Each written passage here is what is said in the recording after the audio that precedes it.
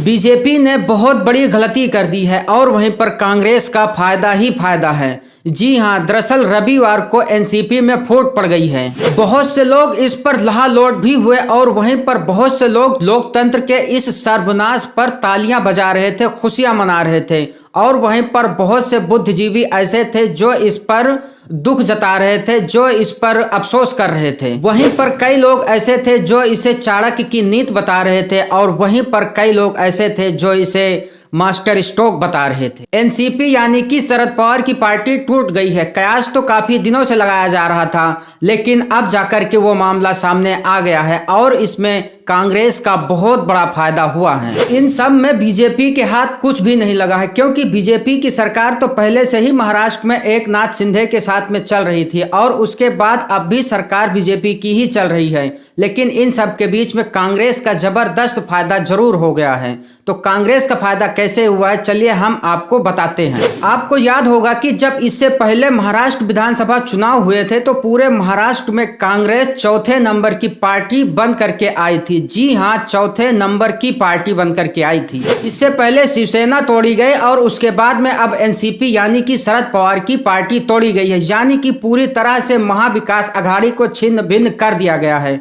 वहीं पर कांग्रेस जो चौथे नंबर पर पूरे प्रदेश में थी, अब वह विपक्ष की सबसे बड़ी पार्टी बनकर के आई है, यानी कि principle of the opposition party बनकर के आई है। और कांग्रेस ने तो अब विपक्ष का नेता भी ढूंढना शुरू कर दिया है। भारतीय जनता पार्टी के लिए सबसे बड़ी चुनौती जो सामने निकल करके आई है वो ये है कि शरद पवार अपने उम्र के पड़ाव पर है, यानी कि वे 82 साल के हैं। शरद पवार को राजनीति का चाणक्य कहा जाता है और वाकई में वो अपनी कला और अपनी राजनीति और अपनी कूटनीति की वजह से वे पूरे देश में जाने जाते हैं। किंग मेकर के तौर पर पूरे देश में वे जाने जाते हैं। हो सकता हो कि अपने उम्र के पड़ाव के चलते शरद पवार दोबारा से अपनी पार्टी को खड़ी न कर पाए, लेकिन अगर वह अपने मूल पार्टी, अपनी पुरानी पार्टी कांग्रेस में अगर दोबारा शामिल हो जाए तो अब तो कांग्रेस पूरे महाराष्ट्र में सबसे बड़ी विपक्षी पार्टी उभर करके सामने आई है। और वहीं पर शरद पवार को जो है राहुल गांधी का नेतृत्व भी स्वीकार है।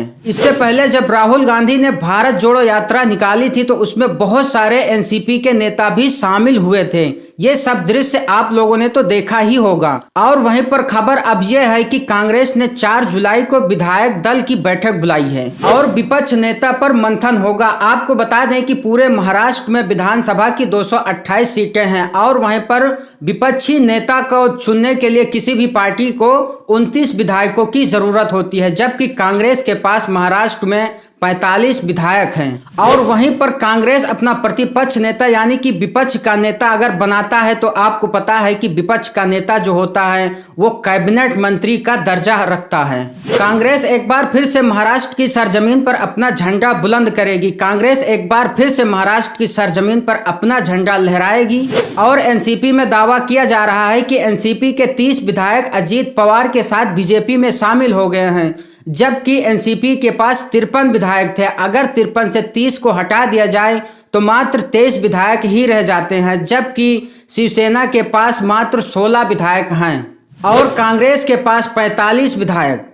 तो ऐसे में महाविकास आघाड़ी का नेतृत्व अब कांग्रेस करेगी। अब महाराष्ट्र में जो भी विपक्षी एकता होगी, चाहे वो शिवसेना हो या फिर एनसीपी शरद पवार की पार्टी हो, इन सब का नेतृत्व अब कांग्रेस ही करेगी। और अब अगर महाराष्ट्र की विपक्षी दल की कमान कांग्रेस के हाथ में होगी तो वहीं पर बीजेपी ने बहुत बड़ी गलती कर दी है। पूरी गोदी मीडिया में इसे मास्टर स्ट्रोक बताया जा रहा है और वहीं पर कुछ लोग इसे कूटनीति बता रहे हैं और वहीं पर कुछ लोग इसे चाणक्य नीति बता रहे हैं। अगर ये चाणक्य नीति है या फिर अगर ये कूटनीति है तो फिर इसका फायदा सिर्फ और सिर्फ कांग्रेस को ही होना है, क्योंकि कांग्रेस अब महाराष्ट्र के विपक्षी दलों की नेतृत्व करेगी। और वहीं पर शिवसेना के टूट जाने के बाद से बीजेपी के लिए जो महाराष्ट्र के लोगों में गुस्सा था, वो गुस्सा अब एनसीपी के टूट जाने के बाद से और भी बढ़ गया है। ऐसे में बीजेपी के लिए अब और भी नई मुश्किलें सामने खड़ी हो गई हैं।